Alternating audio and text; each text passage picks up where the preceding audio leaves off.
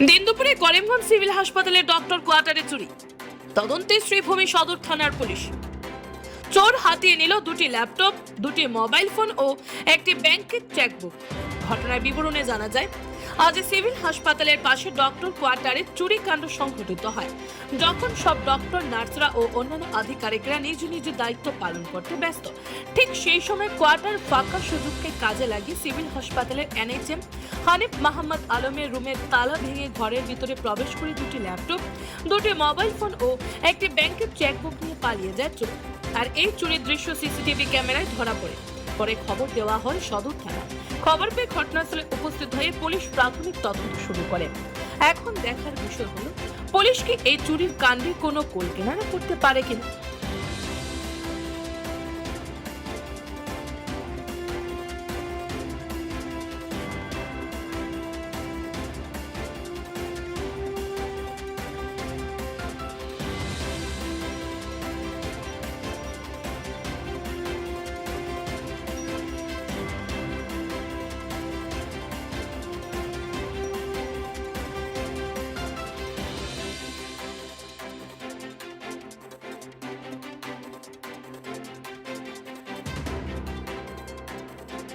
আমাদের ফার্স্ট ফ্লোরে আমাদের ডিপিএম থাকেন হানিফ মোহাম্মদ। ওনার কোয়ার্টারে অ্যারাউন্ড 2টা নাগাদ উনি অফিসে ছিলেন। সেই সময় এসে তালা ভেঙে একজন চোর ঢুকে ওনার কিছু মূল্যবান নথিপত্র, কিছু ল্যাপটপ নিয়েছে।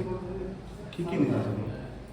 এখন পর্যন্ত পুলিশ সঠিকভাবে বলতে পারে। এখন পর্যন্ত আমার যেটা জানা মতে 2টো ল্যাপটপ, একটা মোবাইল ফোন মানে পাওয়া যায়নি।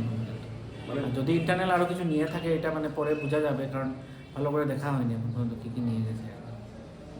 সিসিটিভি রয়েছে, সিসিটিভি ফুটেজে একটা আচ্ছা এসছে, পুলিশ এটাতে ইনভেস্টিগেশন করছে। পুলিশ এসছে অলরেডি, পুলিশ এসে দেখে গেছে। তো ইনভেস্টিগেশনে বোঝা যাবে যে কী হবে, মানে কী বেরোয়। কি মনে করেন পুলিশ কি এই চোরকে আটক করতে পারবে? এটা তো বলা মুশকিল, পুলিশ বলতে পারবে সিচুয়েশন। অ্যাকচুয়ালি এই সময়টাতে সম্পূর্ণ কোয়ার্টারে খালি থাকে, সবাই নিজের ডিউটিতে থাকেন। তো যেটা সিসিটিভিতে দেখা গেছে, চোর এসেছিলো, এসে বিভিন্ন রুম যেখানে তালা, আরও 1-2টো রুমে তালা ভেঙে অন্যান্য রুম, যেমন পাশে জয়েন্টের কোয়ার্টার আছে সেটা খালি, সেটাতে কিছু নেয়নি। আরেকটা কোয়ার্টারও ভেঙেছে, ওই কোয়ার্টারে উনি থাকতেন, ওইটাতে ঢুকেই মোস্টলি জিনিস নিয়ে গেছে। নগদ কোনো অর্থ? নগদ অর্থ কথাটা আমি বলতে পারবো না।